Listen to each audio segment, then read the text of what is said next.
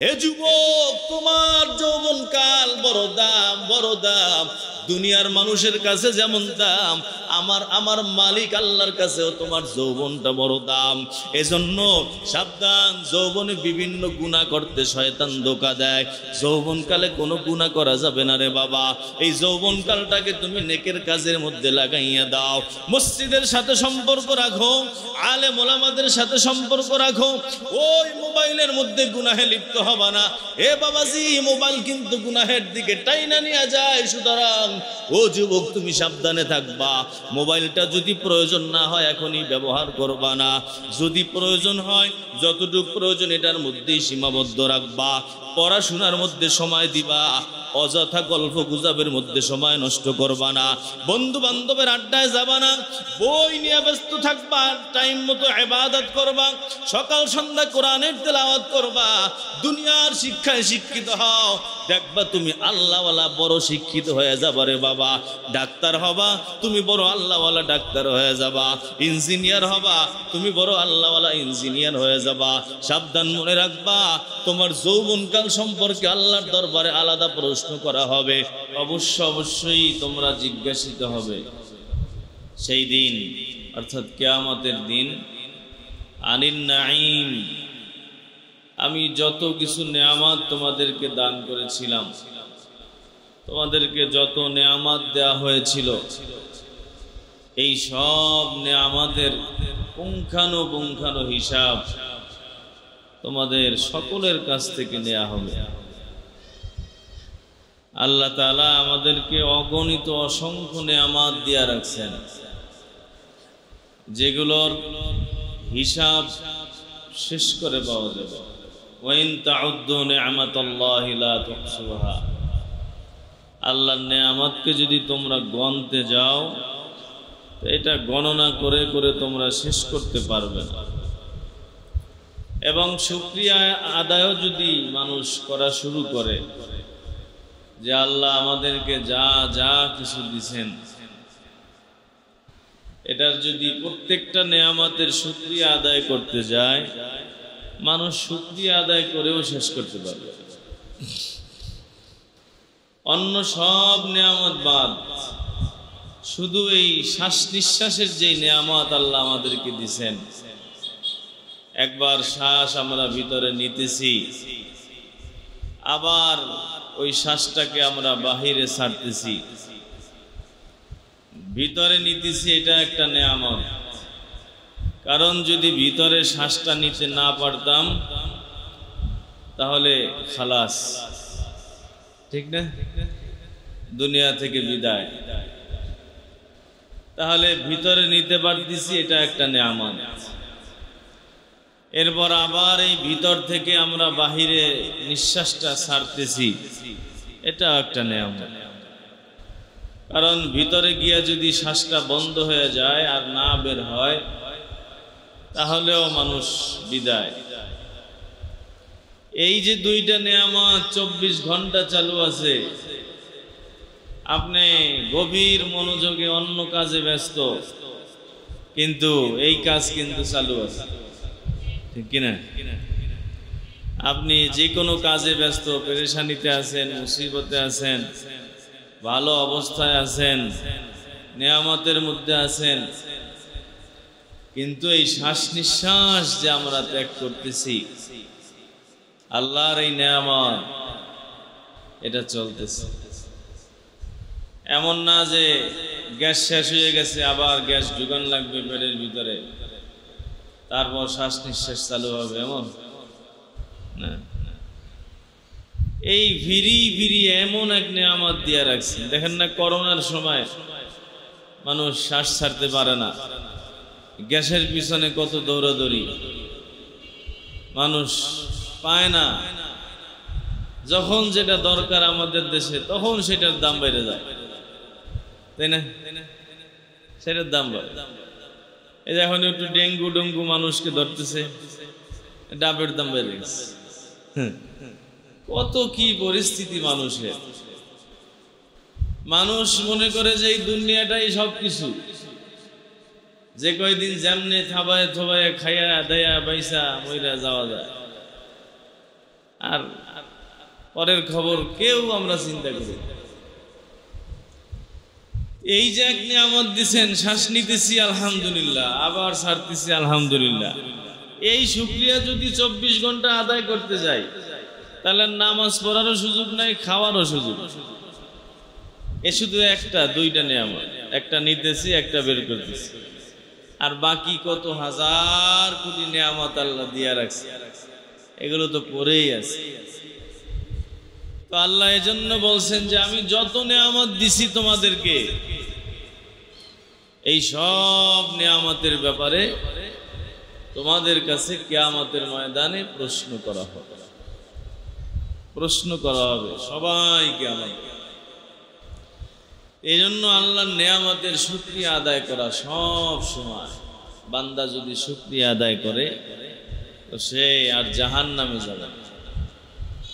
আর যখনই বান্দা নাশুকুর হবে তখনই বান্দা জাহান্নামে যাবে। ইবলিস শয়তান আল্লাহর কাছ থেকে বিদায় নেওয়ার সময় বলছিলেন যে আল্লাহ, এ তোমার বান্দারা তোমারটা খাইবো আর তোমার শুকরিয়া আদায় করবে না, এটা বলে আসছে। বোঝা গেল শুকরিয়া আদায় করা এটা বড় একটা জান্নাতে যাওয়ার মাধ্যম। যে হালাতে বান্দা আছে আল্লাহর শুকরিয়া যদি আদায় করে তো আল্লাহ তার উপর খুশি হয়ে যায়। এজন্য আমাদেরকে যে অগণিত নিয়ামত আল্লাহ তাআলা দিছেন, যেটার কোনো শেষ নাই, সীমা নাই।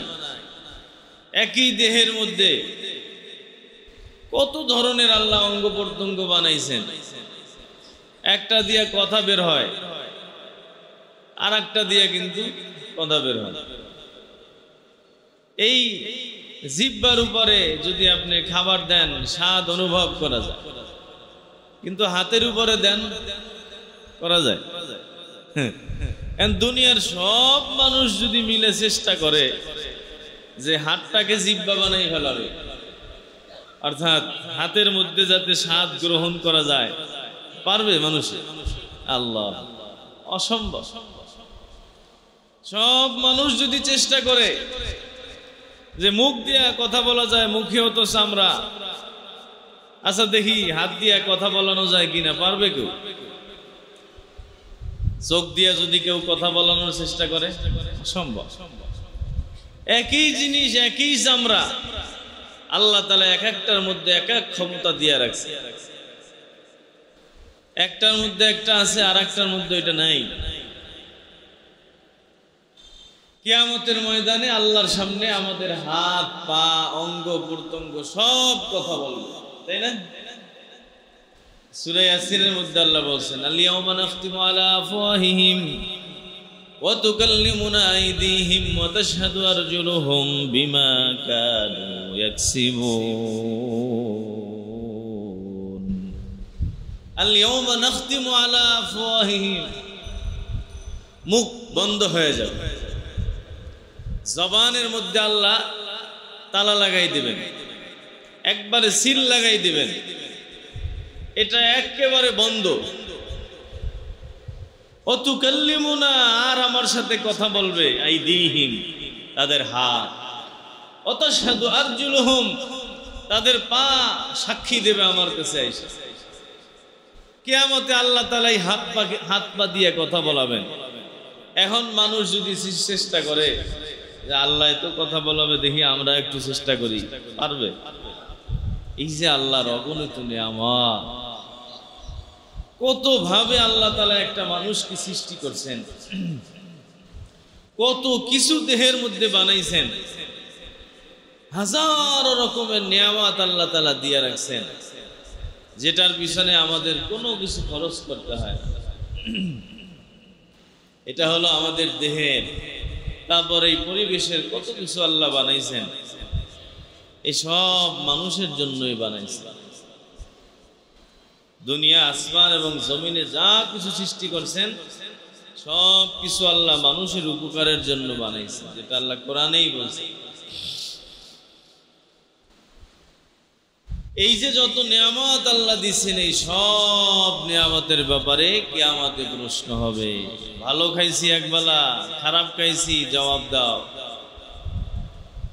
যে যে অবস্থায় আছি, যতটুকু হালাতে আছি, এটারও জবাব দাও।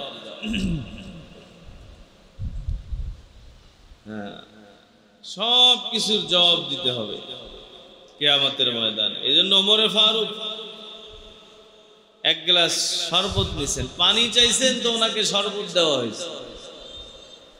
উনি এখন এই শরবত হাতে নিয়ে উনি চিন্তায় পড়ে গেছে, চোখের পানি ছেড়ে দিছে যে আমি যদি এই শরবত খেয়ে ফেলাই, দুনিয়ায় না জানি আমার নিয়ামত শেষ হয়ে যায়, জান্নাতে হয়তোবা আমি নাও পাইতে পারি।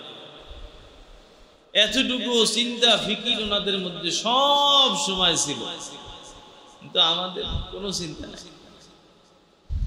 এই জন্য প্রশ্ন আখিরাতে কয় ধরনের হবে? এক ধরনের প্রশ্ন হলো শর্ট, আর এক ধরনের প্রশ্ন হলো একটু লম্বা। শর্ট প্রশ্ন হবে তিনটা, এটা হলো কবরে যাওয়ার পর। সংক্ষেপে, মান রব্বুকা, কে তোমার রব? জবাব কি বলেন? সবাই বলেন রব্বি আল্লাহ। পারেন না এটা? মাশাআল্লাহ। এরপর ওমা দীনুক, তোমার দিন কি? শর্ট প্রশ্ন। দীনি আল ইসলাম, আমার ধর্ম ইসলাম। 3 নম্বর প্রশ্ন হবে ওমান হাদার রাজুল আল্লাযী বুইসা ফীকুম, আল্লাহর রাসূল সাল্লাল্লাহু আলাইহি ওয়াসাল্লামকে ওই ব্যক্তির কবরের সাথে আল্লাহর রাসূলের কবর পর্যন্ত একটা ব্যবস্থা করা হবে, যেখানে রাসূলকে দেখা যায়।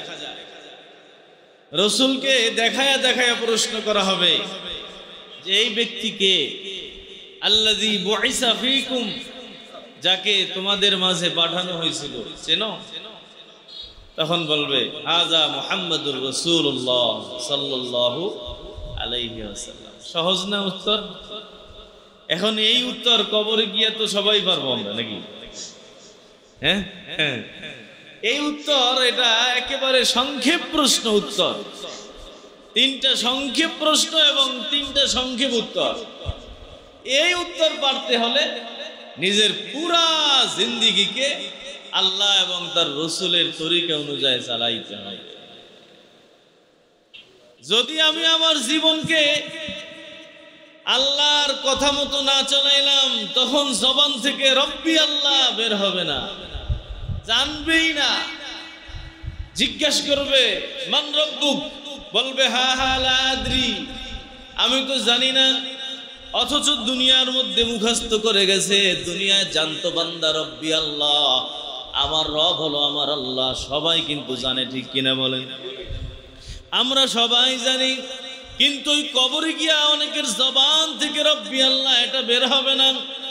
কারণ যেই বান্দা দুনিয়ায় মালিককে রব মানে নাই, ওই বান্দা কোনোদিন রব্বি আল্লাহ জবাব দিতে পারবে না। যেই বান্দা অন্য কিছুকে রব মানছে, অন্য কিছুকে খোদা মানছে, আল্লাহকে খোদা মানে নাই, সমাজকে খোদা মানছে, দোকান ব্যবসা বাণিজ্য চাকরি নকরিকে খোদা মানছে, সরকারকে খোদা মানছে, ওই ক্ষমতাধরকে খোদা মানছে, আল্লাহকে খোদা মানে নাই। ওই দুনিয়ার বিভিন্ন জিনিসকে খোদা বানাইছে, আল্লাহকে খোদা বানায় নাই। পীর সাহেবকে খোদা বানাইলো, ওই মূর্তিকে খোদা বানাইছে, বিভিন্ন জিনিসকে খোদা বানাইলো। এর প্রমাণ কয় আল্লাহ বলছে এদিকে যাইতেছে, এদিকে না গিয়া অন্য দিকে গেল। যে অন্য দিকে গেল, বোঝা গেল সে তার খোদা। আল্লাহ বলছে এইভাবে ব্যবসা করো, কিন্তু দুনিয়া চলতেছে উল্টা ভাবে, অন্যায় ভাবে ব্যবসা, ওইটার মধ্যে সে লিপ্ত হয়ে গেল। তাহলে সে তার ব্যবসাকে খোদা বানাইলো। যেই বান্দা তার ব্যবসাকে খোদা বানাবে, যেই বান্দা জনগণকে খোদা বানাবে, সরকারকে খোদা বানাবে, ওই বান্দা জিন্দেগি থেকে আমাদের ময়দানে কবরে গিয়া রব্বি আল্লাহ এই জবাব কোনদিন তার জবান থেকে বের হবে না। অনেক সহজ প্রশ্ন, কিন্তু যেই বান্দা মালিককে মানবে না, ওই বান্দা রব্বি আল্লাহ বলতে পারবে না। এর কারণ, যখন সেই টাইমে যদি বান্দা রব্বি আল্লাহ বলে, তাহলে এটা তার মিথ্যা কথা হবে। কারণ বান্দা দুনিয়ায় থেকে আল্লাহকে রব মানে নাই। আল্লাহকে রব মানার মানে হলো বান্দা এক মুহূর্তের জন্য, এক পলকের জন্য বান্দা আল্লাহর থেকে গাফেল হবে না। যেই বান্দা সব কিছু আমার আল্লাহকে সামনে নিয়ে করবে, আল্লাহর হুকুমের বাহিরে যাবে না, ওই বান্দাই কেবলমাত্র আল্লাহকে রব মানলো।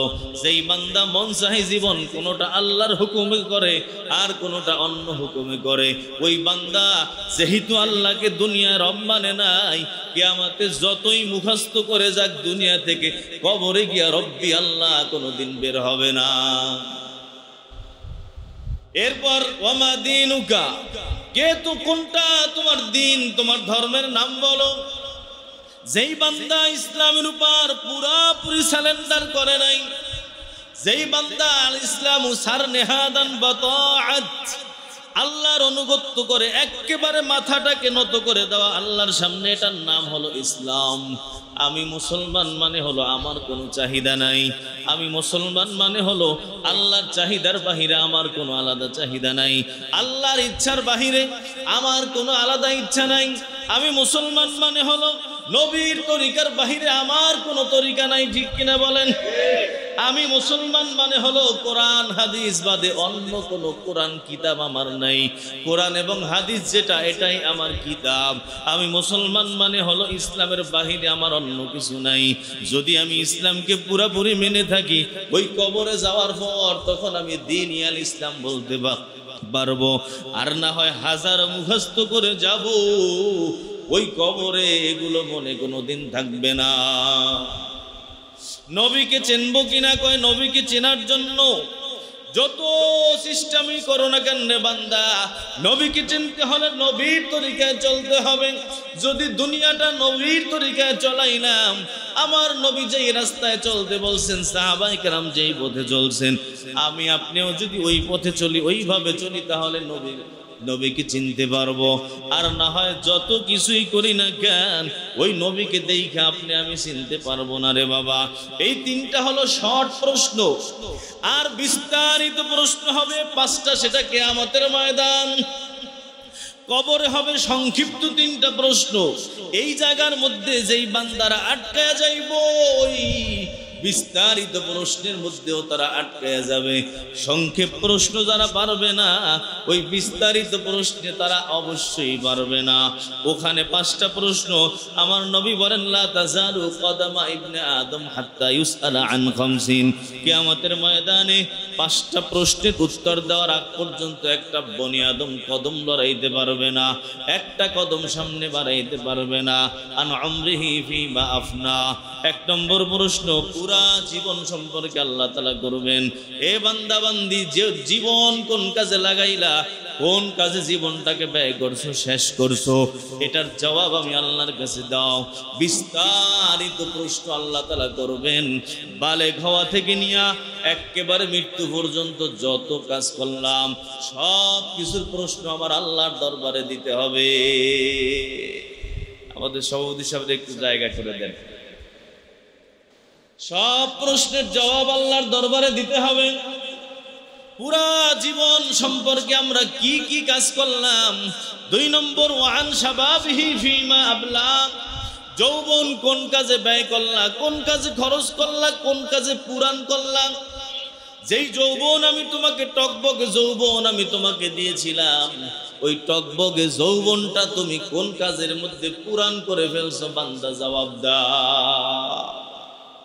এটা হলো যৌবনকালের আলাদা প্রশ্ন। কারণ যৌবনকালের দাম আল্লাহর কাছে কি বেশি? দুনিয়ার সবার কাছেই তো বেশি। বুড়া মানুষের দাম, বুড়া মানুষে কেউ পছন্দ করে না, চাকরিও দিতে চায় না। বুড়ো হয়ে গেলে সরকার কয় বাড়ি যান, বাড়ি গিয়ে বিশ্রাম করে, রিটায়ার্ড হয়ে যায়, তাই না? চাকরির নির্দিষ্ট বয়স আছে, যৌবন যতদিন আছে এতদিন চাকরি আছে, বুড়ো হয়ে গেলে শেষ।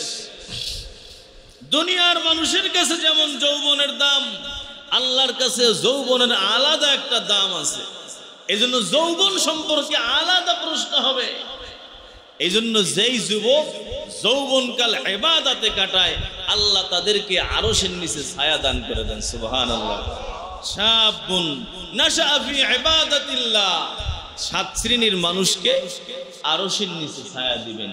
এর মধ্যে এক শ্রেণী হলো এমন যুবক যার যৌবনকালটা বেড়ে ওঠে আল্লাহর ইবাদতের মধ্যে, অর্থাৎ দাড়ি ওঠার পর থেকে আর দাড়ি কাটে নাই, নামাজ ফরজ হওয়ার পর থেকে আর নামাজ ছাড়ে নাই, বাস কোরআনের তেলাওয়াত ছোটকাল থেকেই শিখে ফেলছে, ইসলাম যেটা বলছে সেই পদ্ধতিতেই চলছে, পুরাপুরি বেপরদায় চলে নাই। বালেগ হওয়ার পর থেকে নিয়ে ওই যুবক যুবতীর গুনাহের কাজের মধ্যে যায় নাই, ঠিক কিনা জোরে বলেন? এই জিনিসটা পাওয়া যায় একমাত্র মাদ্রাসার মধ্যে, এছাড়া আর পাওয়া যায়? মাদ্রাসার বাচ্চারা নাবালেগ অবস্থায় ভর্তি হয়, ওই মাদ্রাসায় বসেই বালেগ হয়, ওই দাড়ি উঠছে, মাদ্রাসার ছেলেরা দাড়ি শেভ করেন, ওই রাইখা দিছে, বাস আর জীবন এটার মধ্যে হাত দেয় না, বাস মাদ্রাসার পরিবেশে থাকে, অন্যায় কাজের সুযোগও কম, চেষ্টা করলেও পারে না, এমন এক পরিবেশে তাদের যৌবনকালটা কেটে ওঠে, ওখানেই 20, 22, 25 বছরে আলেম হয়ে যায়, পুরা যৌবন শুরু থেকে নিয়ে একেবারে বড় হয়েছে, বাস যৌবনকাল ইবাদতের মধ্যে কাটাই দিচ্ছে, আলহামদুলিল্লাহ জোরে বলেন। কিন্তু অন্য কোথাও এমন হয় ছেলে মেয়ে একসাথে পড়ে, বাস বালেগ হওয়ার আগেই ও আর বান্ধবী বানিয়ে নিয়েছে, বুঝেন না? ছোট ছোট বাচ্চা যেগুলো আশ্চর্য লাগে, যেগুলো কোত্থেকে ওরা শিখলো। এই হলো আমাদের পরিস্থিতি, বর্তমান সমাজের অবস্থা। বাপ মা সব জানতেছে যে আমার মেয়েটা অমুক জায়গায় হারাম কাজের মধ্যে আছে, আমার ছেলেটা অমুক জায়গায় হারাম কাজের মধ্যে আছে, কিচ্ছু কয় না। যা যা গুনাহ করবে সব মুরব্বি আপনার কাদের মধ্যে আসবে, ঠিক কিনা বলে? কারণ দায়িত্ব আপনার ছিল, ছেলে সন্তানকে মানুষ করার দায়িত্ব জিম্মাদারি আপনার। ওরা যত গুনাহ করবে আপনি সুযোগ দিয়ে রাখছেন, সব গুনাহ আপনার কাঁধে আসবে। এজন্য এই যৌবনকালটাকে ইবাদতের মধ্যে কাটানো, এখন আমরা যারা পারি নাই কাটাইতে, কমপক্ষে বুড়া কালে কাটাই, ঠিক কিনা জোরে বলে? অনেক মানুষ তো আমরা মাশাআল্লাহ রিটায়ার্ড হওয়ার পরে মসজিদে আসি, রিটায়ার্ড হওয়ার পরে দাড়ি রেখে দেই, রিটায়ার্ড হওয়ার পরে কোরআন শরীফ শিখি, নামাজে সামনের কাতারে আসি, তাবলীগে যাই, অবসর টাইম আমরা ইবাদত করি, এটাও কিন্তু ভালো, ঠিক কিনা জোরে বলেন? যেই বেচারা বুড়া হওয়ার পরে কোনো নামাজও পড়ে না, সূরা ফাতিহাটা পর্যন্ত পারে না, আপনি এখন বুড়া কালে শিখতেছেন, আলহামদুলিল্লাহ, ভালো তো এটা, ঠিক কিনা জোরে বলেন? তাহলে আলাদা এক প্রশ্ন হবে যৌবনকাল সম্পর্কে, যৌবনকাল কোন কাজে কাটাইছো?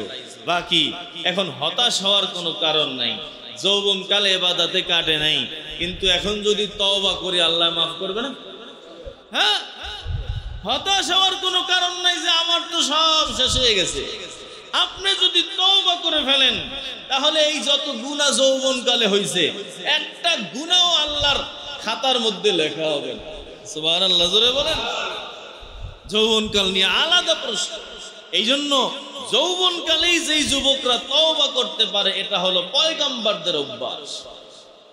দরজওয়ানি তওবা করতেন শিওয়ায়ে পয়গম্বরি, वक्त पीरी गुरगे जालिम मिशावद परहेजगारी। শেখ সাদি রহমাতুল্লাহ আলাইহি বলেন যৌবনকালে তওবা করা এটা হলো পয়গম্বরদের অভ্যাস। কোন পয়গম্বর এমন পাওয়া যায় নাই যেই পয়গম্বর যৌবনকালে গুনাহ করছে, ঠিক কিনা বলেন? কোন পয়গম্বর যৌবনকালে গুনাহ করে নাই, কোন পয়গম্বর যৌবনকালে নাফরমানির মধ্যে লিপ্ত হয় নাই। যত পয়গম্বর আল্লাহ দুনিয়ায় পাঠাইছেন অমুসলিমের ঘরেও যদি পাঠাইয়া থাকেন ওই পয়গম্বরকে আল্লাহ তাআলা গুনাহ করার সুযোগ আল্লাহ তাআলা দেয় নাই, গুনাহ করার পরিবেশে আল্লাহ তাআলা তাদেরকে যাইতে দেয় নাই।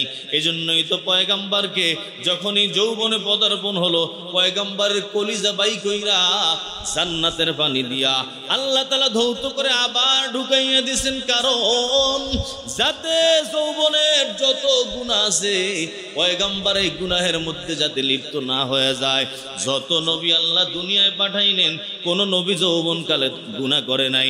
হে যুবক, তুমি স্কুলে পড়ো, কলেজে পড়ো, ইউনিভার্সিটিতে পড়ো, আলহামদুলিল্লাহ, এটাও তো জরুরি শিক্ষা। বাকি নামাজটা কেন পড়ো না? পর্দায় কেন চলো না? ওতে কেন লিপ্ত?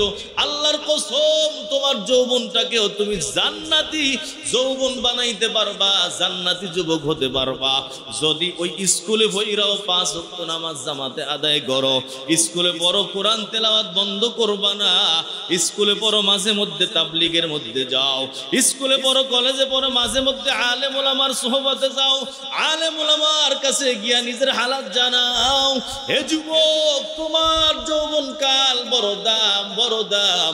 দুনিয়ার মানুষের কাছে যেমন দাম, আমার মালিক আল্লাহর কাছেও তোমার যৌবনটা বড় দাম। এজন্য সাবধান, যৌবনে বিভিন্ন গুনাহ করতে শয়তান ধোঁকা দেয়। যৌবনকালে কোনো গুনাহ করা যাবে না রে বাবা।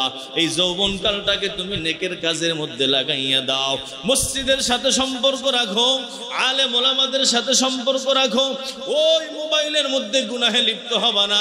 এ বাবাজি, মোবাইল কিন্তু গুনাহের দিকে টাইনা নিয়ে যায়। সুতরাং ও যুবক, তুমি সাবধানে থাকবা। মোবাইলটা যদি প্রয়োজন না হয় এখনই ব্যবহার করবা না। যদি প্রয়োজন হয়, যতটুকু প্রয়োজন এটার মধ্যেই সীমাবদ্ধ রাখবা।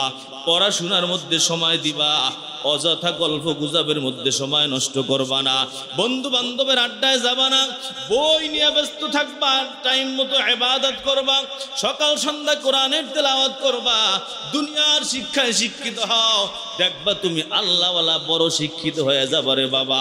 ডাক্তার হবা, তুমি বড় আল্লাহওয়ালা ডাক্তার হয়ে যাবা। ইঞ্জিনিয়ার হবা, তুমি বড় আল্লাহওয়ালা ইঞ্জিনিয়ার হয়ে যাবা। সাবধান, মনে রাখবা, তোমার যৌবনকাল সম্পর্কে আল্লাহর দরবারে আলাদা প্রশ্ন করা হবে। 3 নম্বর প্রশ্ন করা হবে, ওয়ান মালিহি মিন আইনা ইকতাসাবা। 4 নম্বর প্রশ্ন, ফিমা আনফাকা, মাল কোন লাইনে কামাইছো। 3 নম্বর প্রশ্ন আর 4 নম্বর হলো মাল কোন লাইনে তুমি ব্যয় করছো। 2টা আলাদা প্রশ্ন। ইনকামের রাস্তা কোনটা ছিল এবং ব্যয়ের রাস্তা, খরচের রাস্তা কোনটা ছিল। এই 2 জায়গার মধ্যেই কিন্তু আমরা সবাই আটকে যাব, ঠিক কিনা? কারণ আমাদের ইনকামের রাস্তা ঠিক নাই। মাল বলছেন শুধু টাকা পয়সা না, মাল দ্বারা উদ্দেশ্য হলো দুনিয়ার যত যা কিছু আছে। আপনি বাসায় আসবাবপত্র ক্রয় করছেন, এটা যেমন মাল। টাকা পয়সা মাল, স্বর্ণ অলংকার মাল, গাড়ি বাড়ি জায়গা জমি সবগুলো মাল। দুনিয়ার যা যা কিছু তোমার হাতে আসছে, আল্লাহ জিজ্ঞাসা করবেন, বান্দা কোন লাইনে তুমি এইটার মালিক হইছো? এই বাড়ির মালিক হইলা, কোন লাইনে হইছিল? আমি আল্লাহর কাছে জবাব দাও। জায়গা কিনছিলা, কোন টাকা দিয়ে কোন লাইনে কেমনে তুমি মালিক হইছো? বান্দা জবাব দাও। ওই বড় ব্যবসা প্রতিষ্ঠান দাঁড় করাইছিলা, কোন লাইনে কেমনে তুমি এটার মালিক হইছো? বান্দা জবাব দাও। এরপর প্রশ্ন হবে, এ বান্দা কোন লাইনে তুমি খরচ করছো? আমাদের মাল ইনকাম করার রাস্তা অনেকেরই খারাপ। আমার আল্লাহ বলেন, ইয়া আইয়ুহাল্লাযীনা আমানু লা তাকুলু আমওয়ালাকুম বাইনাকুম বিল বাতিল। অন্যায় পথে তোমরা কেউ টাকা পয়সা অর্জন করবা না। অন্যায় পথে কেউ কারো মাল ভক্ষণ করবা না। আল্লাযীনা ইয়াকুলুনা আমওয়ালাল ইয়াতামা ইন্নামা ইয়াকুলুনা ফি বুতুনিহিম নারা। আর এক আয়াতের মধ্যে আল্লাহ বলেন, যারা এতিমের সম্পদ তোমরা অন্যায়ভাবে ভক্ষণ করো, তোমরা তোমাদের পেটের মধ্যে আগুন ঢুকাই দিছো। ওয়াসায়াসলাউনা সাইরা, কিয়ামতে এবং তোমরা ওই জাহান্নামের আগুনের মধ্যে গিয়ে পতিত হবা। অন্যায় মাল যারা খাবা, হারাম ভাবে যারা ইনকাম করবা, তোমাদের ঠিকানা হলো জাহান্নাম। এজন্য আমার নবী বলেন, ওয়াল্লাযী নাফসু মুহাম্মাদিন বিয়াদি, ওই সত্তার কসম যেই সত্তার হাতে মুহাম্মাদের জান, ইন্নাল আবদা লা ইয়াকযিফুল লুকমাতাল হারামা ফি জাওফিহি। যদি কোনো বান্দা একটা হারাম লোকমা তার গলার মধ্যে ঢুকায়, লাম ইউতাকাব্বাল আমালু 40 ইয়াওমান। এক হারাম লোকমা খাওয়ার কারণে 40 দিনের কোনো আমল আল্লাহর দরবারে কবুল হবে না।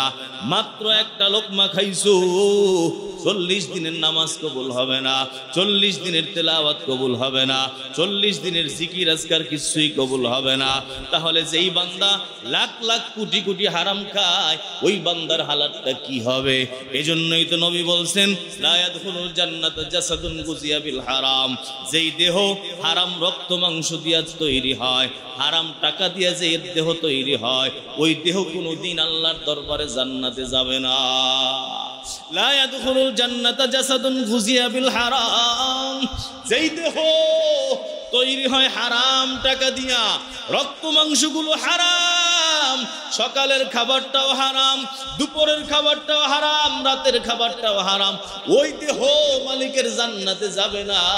যদি ঈমান থাকে, যাররা ঈমান থাকে, জাহান্নামে পড়তে পড়তে কয়লা হইতে হইতে হাজার হাজার বছর পরে বান্দা জান্নাতে যাবে। এজন্য এই লাইনটা বড় নাজুক। আজকে দেশের এই হালাতের কারণ হলো হারাম ইনকাম। এই যে দেশের দিকে তাকাইয়া দেখেন, শান্তি নাই, সব অশান্তি, সব অশান্তি। এর কারণ হলো সব জায়গায় হারাম ঢুকছে, রন্ধ্রে রন্ধ্রে সুদ ঢুকছে, রন্ধ্রে রন্ধ্রে ঘুষ ঢুকে গেছে, প্রত্যেকটা জায়গার মধ্যে চুরি ডাকাতি ঢুকছে। যেই দায়িত্ব পাইতেছে ওই বান্দাই চুরি করতেছে। এক ভিডিও বানাইতে গিয়া 300 কোটি টাকা খরচ, ওই হাজার হাজার জিনিসটা যেটা বানাইতে যায় ওটার মধ্যেই দুর্নীতি বান্দা করে। যে যেখানেই সুযোগ পায় ওই জায়গার মধ্যেই বান্দা চুরি করে। এর প্রভাবে পুরো বাংলাদেশ আগুনের দলা হয়ে গেছে, ঠিক কিনা? কোথাও শান্তি নাই, সব জায়গার মধ্যে অশান্তি। এর কারণ এই যে হারাম, এটা আগুন আগুন আগুন। সুদ একটা আগুন, ঘুষ একটা আগুন, চুরির টাকা আগুন, সব আগুনে আগুন। যখন এক একজনের অফিসে জ্বালায়, এক একজনের বাসায় আগুন জ্বালায়, পুরো দেশ আগুন জ্বলতেছে। এ বাবাজিরা, একটা জায়গার মধ্যেও শান্তি নাই। দেখবেন যে যেখানে সুযোগ পায় সেখানেই বাটপারি দুর্নীতি করে। ওই যে তরকারি বেচে সুযোগ পাইয়া বান্দা দাম বাড়ায় দিল, ওই যেখানেই সুযোগ পায় ওইটারই বান্দা দাম বাড়াইতেছে। যেখানেই সুযোগ পাইতেছে চুরি করতেছে, যেখানেই সুযোগ পায় ঘুষ পায়, যেখানেই সুযোগ পায় সুদ খায়। এই যে প্রত্যেকের একটা অভ্যাস, এই অভ্যাসের কারণে পুরা দেশটার এই হালাত হয়ে গেছে। আমাদের আল্লামা তাকি উসমানী বলেন যে একটা একটা হারাম, একটা একটা আগুন। তোমার অফিসটা হারাম ব্যবসা, তাহলে অফিসের মধ্যে আগুন জ্বালাইলা। ঘরের মধ্যে হারাম টাকা, ঘরের মধ্যে তুমি আগুন জ্বালাইলা। ওই যে বাংলাদেশের এমন কোন জায়গা পাবেন না যেখানে আগুন জ্বলে না, ঠিক কিনা বলেন? রাগ করতেছি না। যেখানে সুদের কারবারি ওখানে আগুন, যেখানে ঘুষের কারবারি ওখানে আগুন, যেই জায়গার মধ্যে বাটপারি ধোঁকাবাজি ওখানে আগুন। এই হারাম আর হারাম আর হারাম, যার কারণে আমার সোনার বাংলাদেশ আর সোনার বাংলাদেশ নাই, ঠিক কিনা বলে? গজবের বাংলাদেশ হয়ে গেছে। যেই পরিমাণ টাকা দুর্নীতি হয়েছে, পাচার হয়েছে, যদি খালি এটা লেখছে যে 12টা দেশের ইনকিলাবে আমি করছি, 12টা দেশের রিজার্ভের সমান 16 বছরে। আল্লাহ আমাদেরকে হেদায়েত দান করেন, হেদায়েত আমিন বলেন, আমিন। যারাই করবা সবাই আল্লাহর কাছে ধরা খাবা, ঠিক কিনা জোরে বলে? সুযোগ নাই দুনিয়ায়, কয়দিনের হায়াত, কয়দিন সুযোগ। এরপরে ওই মালিকের দরবারে যাওয়া লাগবে। মালিক জিজ্ঞেস করবে কোন লাইনে কামাইছো, জবাব। 1000 কোটি টাকার মালিক হইছো, কোথা থেকে পাইছো টাকাগুলো, এর জবাব দাও। দুনিয়ায় তো ওই ফাঁকিবাজি কইরা ইনকাম ট্যাক্স ফাঁকি দেওয়া যায়, মালিকের দরবারে দেওয়া যাবে? এরপরের প্রশ্ন হলো অফিমা আনফাকা, মাল কোন লাইনে খরচ করছে, জবাব দাও। আমাদের খরচের লাইন অনেকের ভালো, আবার অনেকের খারাপ। অনেকে ভালো জায়গায়ও করি, আবার অনেকে খারাপ জায়গায়ও করি, ঠিক কিনা? আর কেউ কেউ আছে খারাপ জায়গায় করে না, ওরা শুধু ভালো জায়গায় করে, ঠিক কিনা বলেন? এইটা হলো 4 নম্বর প্রশ্ন, যে মাল কোন লাইনে তুমি ব্যয় করছো, কোথায় দরকার ছিল আর কোথায় দরকার নাই। গুনাহের আসবাব কিনে আনলাম হালাল, লাখ লাখ টাকা দিয়া, গুনাহের পথে গিয়ে লাখ লাখ পয়সা খরচ করলাম। মদের পিছনে খরচ মাসে কত? 10 লাখ। অনেকের আরো বেশি, তো অল্প কইছি, গরিব মানুষের কথা বলছি। বেচারায় মদ খায়, এর পিছনে লাখ লাখ কোটি কোটি টাকা খরচ করতেছে, অথচ দিনই কাজের মধ্যে তার কোনো অংশ নাই, অংশ নাই। বিভিন্ন জায়গায় এমপি হবে, হারাইতে গিয়ে 3 কোটি টাকা খরচ করে আসছে। একটা এমপি হইতে 3 কোটি টাকা লাগে? এই আপনারা বলেন সাহাবায়ে কেরাম এমপি হওয়ার লাগি কয় কোটি খরচ করছেন? হ্যাঁ, এক পয়সাও না। ওনাদেরকে দায়িত্ব জোর করে দিয়েছেন, যাই হুজুর আপনি এখানের গভর্নর। কয় না, আমি পারবো না, আমার পক্ষে সম্ভব না, আমি ভালো মানুষ না। আর আমরা কি কই, নিজেরাই পোস্টার ছাপাই, অমুক ভাইয়ের চরিত্র ফুলের মতো। আমি নিজেরে পবিত্র বয়ান করতেছি, আমি তো বড় খারাপ। সাহাবায়ে কেরাম সবাই নিজেরে খারাপ বলছে, আর আমরা নিজেরে সবাই ভালো বয়ান করি। তাহলে এই যে একটা পরিস্থিতি, আমাদের সাহাবায়ে কেরাম যেখানে দায়িত্ব নিতে চায় নাই, আমরা দায়িত্ব নেওয়ার জন্য এই যে 3 কোটি 5 কোটি 10 কোটি 1000 কোটি খরচ করতেছি, এগুলো আবার কামান লাগবো না? এইগুলা কামাইতে গিয়েই তো পরে জনগণের চুল বাইতে যায়। কামাইতে যান আপনি, মরে জনগণ, ঠিক কিনা? যা আছে সব আপনার আমার মাথার উপরে। এজন্য ভাই, যারা গেছেন যারা আসতেছেন, আপনারা একটু জনগণের শান্তি দেন, ঠিক কিনা? কি স্যার, আমরা তো এইটাই চাই। আমিন কোন আমিন। যদি এভাবে না হয়, এই দেশ থেকে অশান্তি যাবে না, গজব যাবে না, একটার পরে একটা আসতে থাকবে, একটার পরে একটা বিপদ আসতে থাকবে। তাহলে যেটা বলতেছিলাম, মাল এটা খরচ কোন লাইনে বান্দা করছো, এর জবাব আল্লাহর কাছে দিতে হবে, ঠিক কিনা?